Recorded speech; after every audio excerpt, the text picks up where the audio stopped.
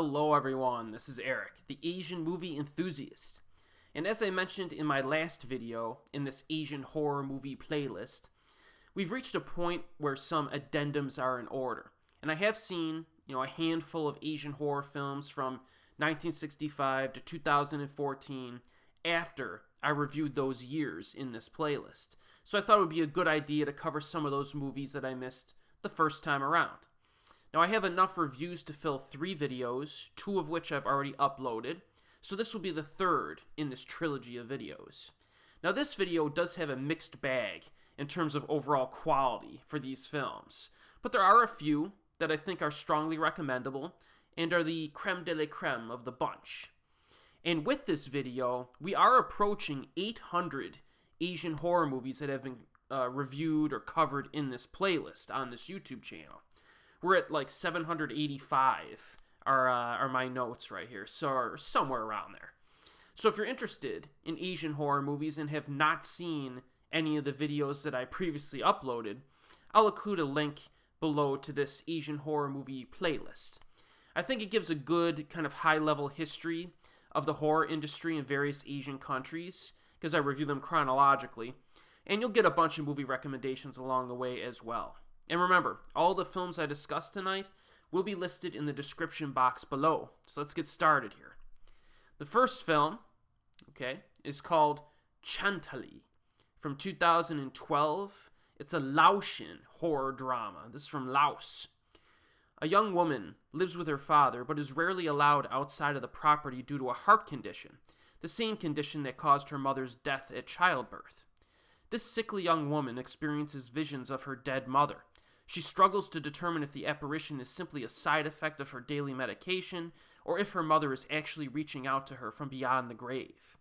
Now, I've read some articles and reviews that claim this director, Maddie To, is the first woman ever to make a feature film in the Lao People's Democratic Republic. Also, this movie is apparently this country's first ever horror film, or official horror film. Now, if these are true facts, it's pretty interesting stuff. But is the film any good? Well, let's find out. So the biggest potential problem for viewers when they're watching this film is the pacing, which is pretty glacial. This film moves very, very slowly. Even the finale is kind of an anticlimax of sorts. This is not the type of thing you watch with a bunch of people drinking booze and eating popcorn, at a horror movie party. Because I think most mainstream moviegoers will be bored by this. It is slow. However, there is some interesting stuff in it.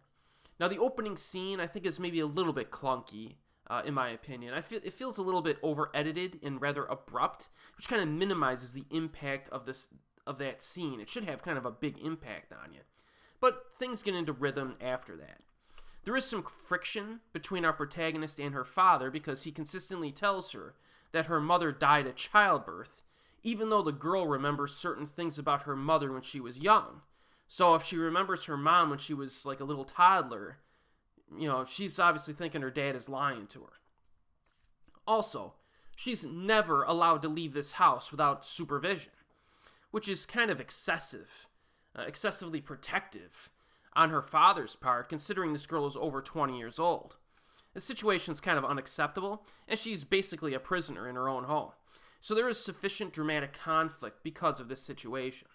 Performances are pretty good, maybe a little bit stiff at times. I do like the reaction shots of the dog as well. I think the dog acted pretty well. But there are a few surprises to be had in this. The second half does have some ambiguity to it. I could see some people having different interpretations of what happened in this film. Again, that could be frustrating for some viewers who like definitive explanations for things in their films, so keep that in mind. There's almost no music in the film at all, which makes it a very kind of quiet experience. I kind of like that aspect because it's a little bit different from your typical horror film. Chanthaly is also low budget and mostly set in one location. Scare tactics are very basic and very light. Very light. There's no visceral scares in this film. Kind of old school in that way. You're talking like classic era type stuff here in terms of the upplaying of the drama and the downplaying of like the scares, so to speak. However, there is a sense of claustrophobia, because of the limitations that are imposed on our protagonist. And this does avoid certain cliches of Asian horror films. There's no Japanese-style Onryo ghost really in this. This movie actually could be marketed as a drama. You know what I mean? It really could be. It is officially marketed as a horror film, and it's considered to be a horror film by the creators and a lot of people out there. But if someone told me that they considered this to be a drama with some horror elements splashed in, I could understand their opinion on that. So to summarize, if you're basically in the mood for a slow-paced, calm, dramatic, kind of slightly ambiguous horror film, check this out. On the other hand, if you're in the mood for like a more purely entertaining horror film, you might want to skip it. Now, the availability on this is that it is available actually on YouTube with English subtitles. You can watch it for free. All right, our next film tonight is from Vietnam, which I've covered a few Vietnamese horror films in this playlist. And this one is called The House in the Valley from 2012.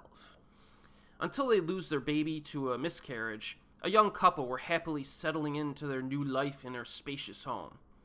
After the tragedy, Tao is inconsolable and won't let her baby's body leave the house. Normal life eludes her as terrifying visions undermine her sanity. Her husband, Than, experiences strange phenomena around their home, and when his wife turns on him, he must race to uncover the secrets of the house in the alley before they lose their sanity or their lives. So one major thing to point out is that Veronica Ngo is the lead actress, and she's most well known in the West for her action movie roles, like The Rebel, Clash, and more recently, Fury. She also had a cameo appearance in the Star Wars The Last Jedi film. She was at the very beginning of the film. I always like her, and it was interesting to see her in a horror movie for a change. I think she gives a good performance here. There's, again, a lot of drama in this movie. The wife is having major problems, moving on from this miscarriage. The husband's mother is giving him a lot of grief due to the problems in his family business that are cropping up and other problems that are linked to the condition of his wife. Like, for example, she's not upkeeping the house properly while he's at work. It's all stuff that is relatable to the everyday person, so the dramatic elements are effective. In terms of scares, the most memorable horror sequence is probably near the end, but there are some creepy little moments peppered throughout. Our protagonist seems to be suffering from hallucinations, but we're not sure if they're supernatural images or not. Also, the situation in the home becomes more and more unstable, which does provide some tension throughout the runtime. And the opening scene is pretty intense from a birth-giving standpoint. It's really all there is to say about this one. I mean, The House in the Alley is, not an especially great film, nor is it especially creative based on the plot summary, right? But it does have enough quality to be watchable. Not a high priority, but you could do far worse. It's pretty good. This is available on Amazon streaming, at least in the United States it is. We have good availability for most of the films tonight, actually. Alright, so now we've already reached kind of like the pinnacle of the films that we're covering here tonight. And there's a trilogy of films that I think are certainly worth watching. The first of which is called Hitokowa, Evil Comes Home, 2012, a Japanese horror anthology. Now, this is an anthology of 5 short stories with a total runtime of 59 minutes. Most interestingly, it's the same director as the Yamidoga films, but Hitokowa has more similarities to the Torihara franchise because it focuses primarily on stalkers and mentally disturbed individuals instead of supernatural phenomena. It does not rely on ghosts or ghouls for the most part. The overall quality is also pretty comparable to Torihara, which is obviously a good thing. I gloat about the Torihara franchise whenever I can in this playlist. So, yeah, that's good. Sound design in Hitokowa is impressive, using abrupt silence to instill fear. No cheap jump scares at all, which is another big positive. 2 sequels were also made to this, which I will be reviewing next in this video, as well as a few other installments that I have not yet seen. So I look forward to tracking those down. So let's very briefly summarize the short films in this anthology. The first story, A Friend's Secret. After a hard day of work, a young woman walks to her friend's house for some relaxation, but her friend is acting kind of weird. This is good stuff, with sufficient tension and a bit of humor. Much of this segment takes place inside of an apartment. The second story, Wrong Number, you basically have a cute schoolgirl meets a guy and asks for his phone number. He gives her one, basically for text messaging, and she texts him later on and agrees to meet him somewhere, but some alarming events occur. And this one felt a bit more mean-spirited compared to the first, and therefore a little bit more disturbing. The third story is called Raised by Wolves. It's about a teenage girl who gets harassed by two little kids who live above her in an apartment complex. They wait until she leaves in the morning and try to drop things on her head. So these kids are freaking little, well, I won't say it. But apparently, these little brats moved in recently with their parents and started to cause problems. Now, at first I kind of laughed at the scenario, but it escalates pretty quickly, and I started to get mad at this degenerate family up there. So this is a shorter segment, but it works. The fourth segment is called What Happens When You Google Yourself. So a girl is chatting with her friends, and she hears a very creepy story about one of their schoolmates who was threatened by her ex-boyfriend on the internet. So our protagonist decides to Google her name and see what's out there. And this one's pretty freaking creepy, what she finds. And then the fifth and final short story is called Phone Call from the Other Side. A salaryman runs into one of his old acquaintances in a coffee shop. His acquaintance tells him a story to explain why he refuses to own a telephone. I enjoyed this one.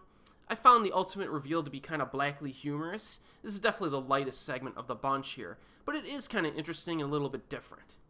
So I would say, this first Hitokowa film, anthology, it's pretty solid. I enjoyed it. If you're into Japanese anthology horror films, definitely check this out if you get a chance. It's pretty cool. And again, it deals more with stalkers than ghosts, so that's pretty neat. Now, the availability of this is that it's actually on Amazon Streaming and Asian Crush. Both websites have this, with English subtitles. Alright, the next film here is the second in this Hitokowa franchise. It's called Hitokowa 2, Deadly Hauntings, 2013, another Japanese horror anthology. This is an anthology of 5 short stories, with a total runtime of 63 minutes. So this franchise continues its focus on stalkers and mentally disturbed individuals.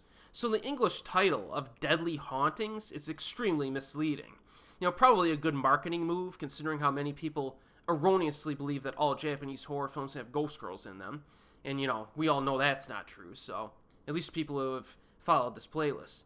In any case, this second installment attempts to repeat the quality of its predecessor, and I think it comes pretty close, but I think it's a very slight downgrade overall. Sound design is again impressive, using abrupt silence, and there are no cheap jump scares. So again, let's very briefly summarize these short films. The first short film is called Pet Monitor. A phone girl, or a girl who works the phones at a company, she works at a customer service center, and she sits next to this older woman who's really lazy, kind of creepy, and she just stares at her computer all day, doesn't really do much. She refuses to answer calls and do her job right. So our protagonist basically needs to do all of her work for her and take responsibility for this lazy woman's errors. And things kind of move on from there. So this is, I think it's an effective little film. I kind of like the office environment for most of the time. And the ending is pretty cool. So I thought this worked. Second short story is Snake in First Love. 3 little kids are playing with a fake snake when something bad happens. And this is more of like a dramatic horror than a scary horror, but it's pretty good. Probably the weakest short story we've covered so far in this Hitokowa franchise, but it's watchable. The third film, A Couple's Promise, is about a man who has a pregnant wife, but he decides to use an escort service after work one day. This one is legit creepy and has some fun misdirects. Definitely my favorite of this particular anthology, the second anthology in this trilogy. It's pretty cool, and it might throw you off guard there, so definitely worth watching. The fourth short story is Don't Leave Your Bicycles Here. A teenage girl, typically leaves her bike in a specific spot on school days. One day she finds a handwritten sign that says no bicycles. Will she obey this warning? And if she rebels against it, is something bad going to happen? I don't know.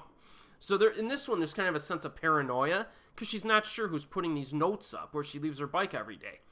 And you don't really know what's going to happen or how it's going to happen. So I kind of liked it. It's pretty good. And then the fifth short story is called Common Interests. So 4 young people are hanging out one night in an apartment, telling scary stories. Things become uncomfortable for one of the girls, and things move from there. I'm trying to be a little vague on these because they're so short, you know. This is another pretty good one with a pretty effective conclusion. Probably the most macabre of the bunch as well. One thing you'll notice, though, in some of these Japanese anthologies that surround stalkers is that, you know, sometimes the characters do not react quickly to these situations. You know, and I understand in real life some people might freeze, but, you know, there's other times where you're just like, you kind of want to yell at them. It's like, okay, you know this is a problem, just like, run. You know, it's time to run, person. And a lot of times they won't. You know, in some cases it might not even matter. Like, even if you try to run to the front door, this killer's probably going to get you anyway. But still, it's just a little bit of an annoyance I found sometimes with these short films where it's like, the reaction time should be at least a little bit faster. But it's not a deal breaker, you know. But this one is pretty good. You know, it's got an ending that's pretty dicey, so I liked it. So again, this second installment of Hitokowa is a good anthology. You know, maybe not quite as good as the first installment, but it's close. And again, same availability. You can watch it on Amazon Streaming or Asian Crush.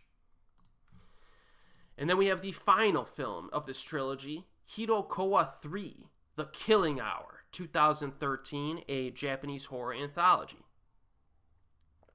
Certainly a more appropriate title when compared to the last one, Deadly Hauntings, right? And again, this is an anthology of 5 short stories with a total runtime of about an hour. This franchise continues its focus on stalkers and mentally disturbed individuals. Overall quality is similar to the second installment, which is a good thing. Again, you got good sound design, use of abrupt silence, no cheap jump scares. Again, I appreciate all of these things. And it's nice to find a franchise like this that stays consistent and continues to explore the themes that were introduced in the original installment. So let's very briefly summarize these short films. You get Lost Property is story number 1. 2 schoolgirls talk about finding a job because they're both short on cash. One of the girls finds a wallet just lying on the sidewalk on her way home. But she finds some disturbing things inside of it. Now this one is pretty cool, and it has a twist that seems a little bit cliched and unconvincing at first, but then it kind of turns it on its head a little bit and becomes pretty demented when all is said and done. I liked it. The second story, Can't Be Seen. Every time our protagonist in this one goes to an apartment, there's a scruffy-looking old woman outside who kind of glares at her when she's at her front door. Again, this one's pretty interesting because of how it develops. It's pretty cool. The third story is Forever Together. A woman breaks up with a man and asks for his copy of her apartment key back. So, you know, she breaks up with this guy. She's like, hey, you got to give me my key back because we're done and, you know, you shouldn't have access to my apartment anymore. But soon after, he unexpectedly appears in her apartment. So some of the decision-making, again, by the protagonist in this one, you're like, just get out of there. You know, get out of there. But it's a good one. I like the ending to this one. It almost has, like, multiple endings. You know, you think it's, like, done, and the ending's pretty good, and then it does another ending on top of it that definitely you'll not predict at the beginning of the film. So that's, I liked it. Fourth short story is A Girl in Red. While driving, a woman sees a little girl in a red dress who's standing in the middle of the road. Now, this is actually something we've seen before in a different horror film that I won't mention, because as soon as I say the film, you'll know what I'm talking about. But you might be able to predict the ending to this one if you're aware of this particular storyline. But it's interesting to see the Japanese kind of adapt it. So that's pretty good. You kind of know it's going somewhere, but its execution is what counts. So you'll know what I'm talking about when you see it. And then the fifth short film is Diet. A girl tells her friend that she looks like she's gaining weight, so her friend decides to go on a diet, but starts acting strangely. Again, this one, you know something's going to go wrong, but you're not sure what. I did not predict what the ending of this would be. This was kind of more of a, less of a scary one, more of kind of a gross out one, I guess I would say. So this trilogy of anthologies ends with a pretty good one as well. So, you know, it's pretty easy to sit through these. Very easy to binge these anthology films, because each of the short films are only like maybe 10 to 12 minutes on average. You know, a few of them are shorter, a few of them are longer. But again, you know, even if you don't like one, you're on to the next one fairly quickly, you know. So I like all three of these Hitokowa films, and all three of them are on Amazon Streaming and Asian Crush. So, you know, feel free to check them out. Do a little marathon. And remember, they're only like an hour each. So you can marathon all three of them in 3 hours. So that's pretty cool. Next here. All right, this one was a blind buy that I did off of Yes Asia. And that is called Dead Banging from 2013, a Japanese horror comedy. The opening scene introduces us to a singer in a rock band or metal band who frequently throws up due to stage fright. And on their way home from a disastrous live show, her band run over a zombie with their car. And most of the members are murdered by the zombie when it gets pissed off at them. Fortunately, the other girl in the band knocks the zombie out and takes it in as a pet of sorts. I think that's how this works out. And they form an all-girl metal band, which include the real-life band Gacharik Spin, and they recruit the zombie as a headbanger who wails once in a while during their songs. This is the plot of your movie. So I'm sorry to disappoint you if you were expecting Dead Banging to be a film about necrophilia, because it isn't. Instead, the title is a play on headbanging, which is a common act performed by fans of metal music. So there's definitely a love for metal music that is portrayed in the film, and the actresses are very energetic when on stage, which is to be expected since some of them are actual band members in real life. This does not go too over the top with its silliness, you know, which you might think it will, but it doesn't. It chooses instead to maintain kind of a charming tone and even take itself somewhat seriously in spots. It does work overall. Story is fairly basic from what I could tell. I saw this without subtitles. But the ending is very different from a typical zombie movie, which I appreciated. For a low-budget film, it looks pretty good from a production value standpoint. In terms of horror, there are some bloody neck bites. Nothing particularly gory. You know, this is a lighthearted film for the most part. There is a slight action component when a few badass government agents arrive and then they try to take out some of the zombies where this outbreak starts happening. Their martial arts punches and kicks totally miss their targets by like a mile. Like they throw a punch and it's not even close to hitting the person, but they'll act like they got hit, which in my opinion was intentional by the filmmakers because it's a comedy. So I thought it was amusing to watch that, actually. The director here is Eiji Uchida. You might be familiar with him. He's most well known for stuff like Grateful Dead, which came out the same year as this, and Love and Other Cults. Now, Dead Banging is not as good as those films, but it is a nice little horror comedy. You know, not a high priority, but if you come across it at some point and you like the premise, check it out. Unfortunately, I have not yet been able to find this with subtitles. The DVD I got did not have subtitles in it. So, again, this might be one that you can enjoy it without subs, but you might want to wait. See if it pops up sometime on Amazon or Asian Crush or something. All right, the next one here. So far, every film we've covered tonight has been at least watchable, in my opinion. And that continues with the next one, which is called Horror High School from 2013, another Japanese horror anthology. Yes, you know, a lot of people don't know that Japan makes this many horror anthologies, but I've covered dozens in this playlist, and they're usually pretty watchable. A haunted high school surrounded by evil paranormal spirits is the setup for this anthology of 6 short films with a total runtime of 72 minutes. Now, the title and official description are kind of misleading, in my opinion. First of all, practically no time is spent in an actual school. It primarily deals with high school students who encounter dangers at home or in other places. Also, some of the more recent Japanese horror anthologies have implemented stalker-themed human-based dangers, and Horror High School is no exception. In fact, this anthology makes it difficult on purpose to tell whether the danger is going to be supernatural or human, which makes it interesting. So describing this as like an evil paranormal spirit anthology is not exactly true. But regardless, it's a nice little compilation of chilling shorts. So let's very briefly summarize these short films. First one, I'm not going to list the titles because they were kind of hard to find when the video was playing. A teenage girl is house-sitting, wants to study for her exams. She sees a weird man in the street who talks to himself. And then he shows up at the door of the apartment trying to sell a TV plan, and he won't leave her alone. So it's kind of difficult to tell early on. Again, like I said, is this a supernatural element? Is this a stalker element? And it's pretty good. I like that. I like the first story here. The second story, you get a group of friends who look at pictures online of supernatural phenomena, but one of them is in more danger than she thinks. And the way the pictures are related to the character, she kind of finds out. She puts some pieces together, like, wait a minute, what's going on here?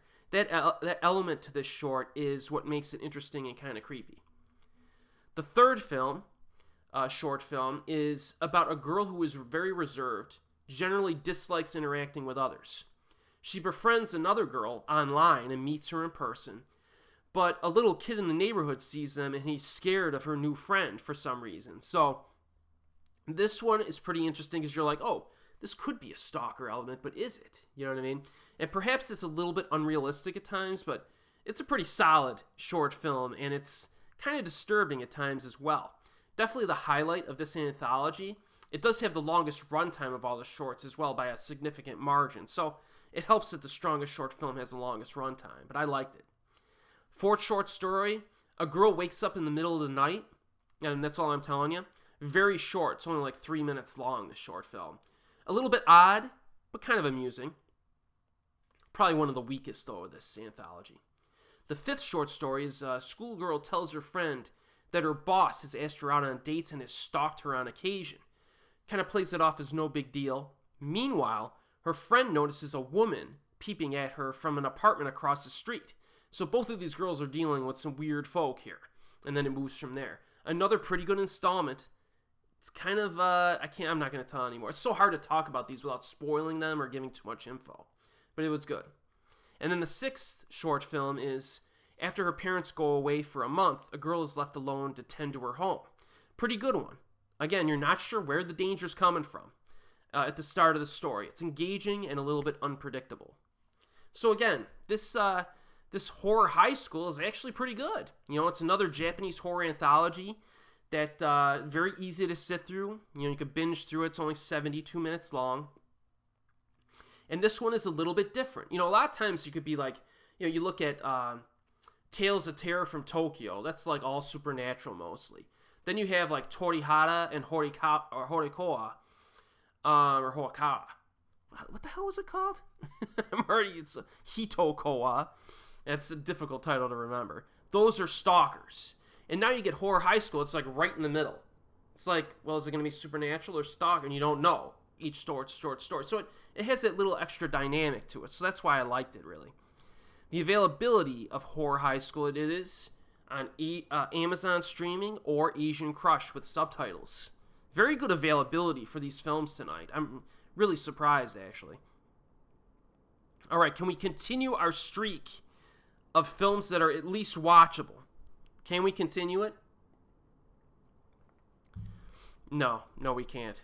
The next film is called Spirit Behind the Door, also known as Tsukima Onna, 2014 Japanese horror film.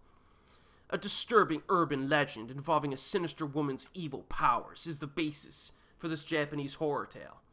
So the property manager of Kagawa Mansion Apartments calls our protagonist in the film and says that her little sister is behind on her rent and is also missing.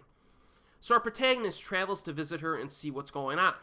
Now, she finds some bizarre changes to the interior spaces, like the interior decorations that her sister made before she disappeared. And even worse, her sister is actually found in the bathtub in the apartment and is later determined to be in a coma. So what could have caused all of this craziness? Now, I would not call this film a terrible film or anything, but it's not good. In terms of scares, mostly mediocre stuff, nothing new or creative here. Get the typical Japanese onryo ghost doing her thing. Get a first-person perspective investigation of a haunted area, which we've seen a lot before. I mean, some scenes, I guess, are slightly chilling, I guess. But we've, seen all this a million times before. It's kind of a law of diminishing returns. And the overall quality is not good enough to make up for the lack of creativity. The biggest problem with Spirit Behind the Door, though, is that the story and characters are dreadfully boring. I mean, this movie's only 67 minutes long, but it feels a lot longer than 67 minutes. That's not good. Usually a shorter runtime will benefit pacing. This case, it doesn't even matter. It's especially true during the dialogue scenes in this, which drag on forever. At least they feel like they do.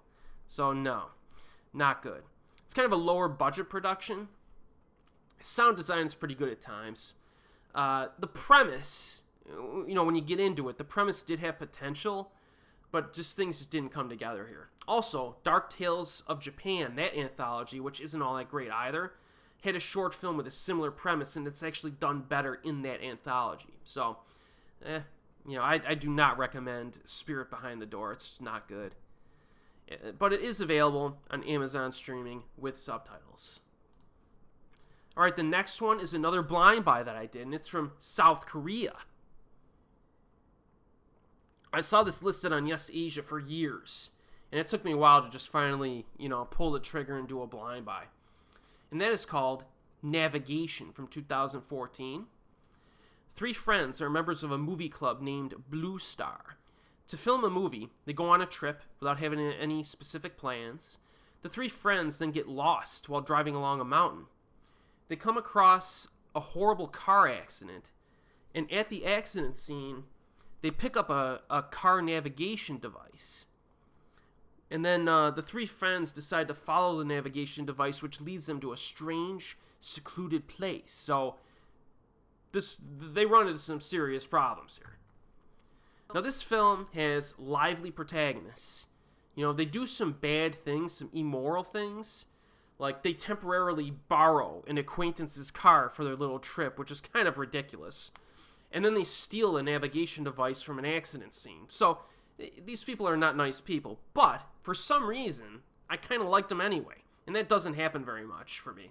They're just kind of trying to have a good time, live on the wild side. I did kind of like their banter, and they goof around a lot without getting too annoying.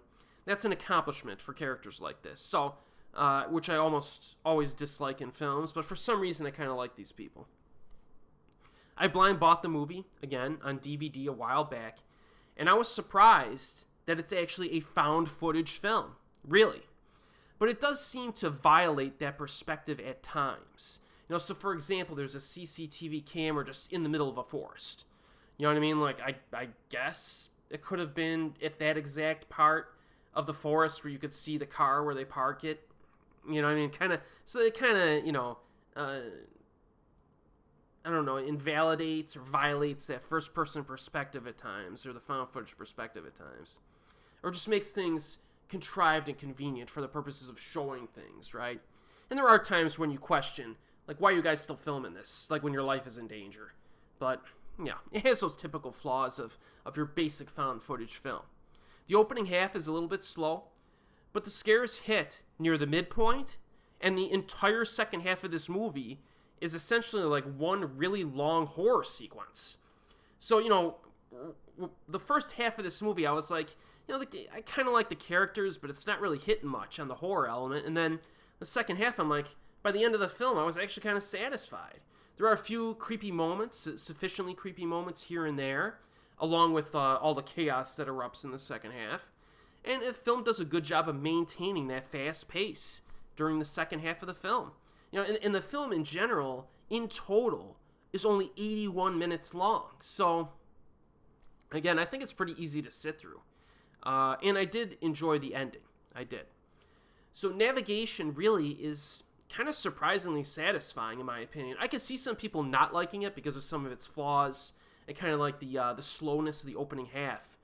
But I did kind of enjoy it more after a recent second viewing that I made. We've seen all this stuff before. Doesn't really do anything new, but again, the pacing works in the second half. There are a bunch of other found footage horror films to watch before this, especially from Japan and even South Korea. I think Gonjiam is better than this. But again, you could do far worse than Navigation, I think. And again, this is available on Region 3 DVD with English subtitles. I know it's on Yes Asia, and it might be even on eBay. Alright, we only have 2 titles left tonight. 2 titles left. And the first one has a pretty misleading, well, not misleading, but kind of a confusing title. And that is called Hair Extension, also known as The Long-Haired Daughter, 2014. This is a Japanese horror film. Mami Takano works at a hair salon, which specializes in hair extensions. The customers are attracted by the high level of skill used by the salon. The hair extensions themselves are from real women, but the supplier is an underground organization responsible for killing the women for their hair. And our young protagonist discovers these dark origins of her salon's inventory when her clients begin dying off. So does that premise sound familiar? Because it should. Hair Extension from 2014, the film that we're covering tonight, should not be confused with the film Hair Extensions from 2007 that was directed by Shion Sono.